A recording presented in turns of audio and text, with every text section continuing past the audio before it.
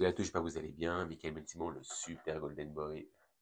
Aujourd'hui, je fais cette vidéo parce que j'ai envie de rigoler. Mais alors, de rigoler. On est quoi? On est le 20 novembre. Et il y a Doumbé qui annonce un combat contre Baki, deuxième trimestre 2025. Donc, dans à peu près 6 mois. Entre avril et juin.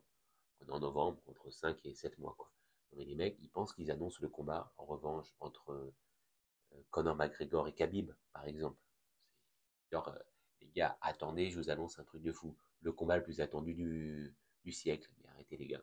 Vous êtes juste des comédiens. C'est-à-dire que vous n'avez pas combattu depuis. Surtout Baki. Il n'a pas combattu depuis ce combat-là. Donc ça fait déjà 1 an, à peu près.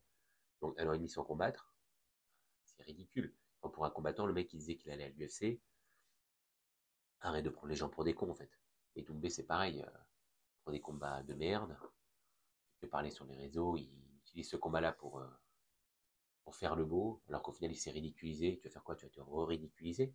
C'est ça ton but? Moi, je pense que ça sert à rien ce combat en fait. Après, je sais pas s'il est vraiment attendu, parce que si vous l'aviez fait dans les 3, 4 mois, les 6 mois après le combat, c'est sûr que ça aurait été attendu. Là, vous le faites 1 an et demi après. Personne qui attend ce combat, tout le monde s'en bat les steaks en fait, vraiment. Faut que vous le compreniez. Donc moi, ce que j'ai envie de vous dire, et je te le dis à toi Doumbé, mais à toi aussi Baki, vu que c'est dans, allez, entre 5 et 8 mois votre combat là, pourquoi il n'y en a pas un qui veut m'affronter? Je l'encule, je le démonte, et après, vous faites votre combat. Mais au moins, vous aurez une belle défaite dans votre gueule. Voilà, si vous acceptez, moi je vous démontre, et voilà, l'affaire est faite.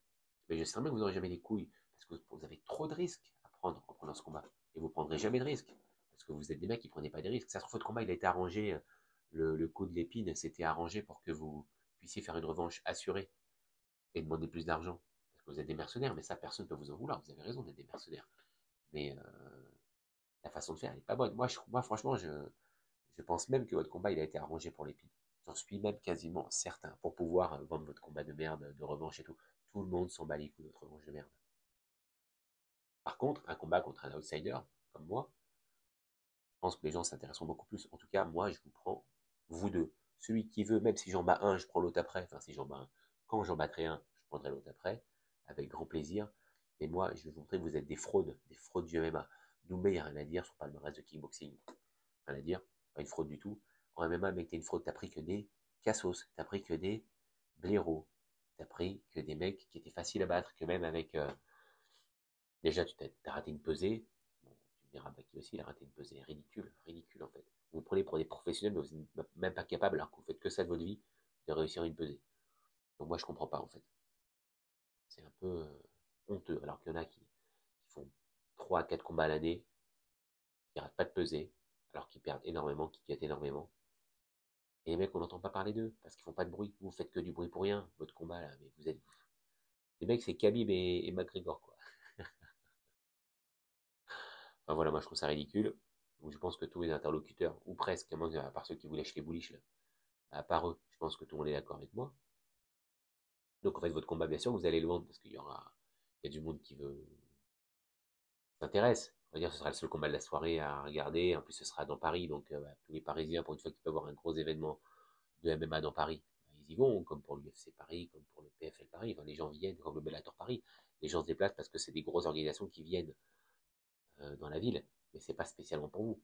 Vous, que Doumbé combatte contre Francesco ou je sais pas qui, les gens vont venir. Baki c'est pareil, qui combatte contre je sais pas qui ou je sais pas qui, les gens vont venir. Parce que les gens veulent supporter un Français et qui s'entraîne en France, quoi.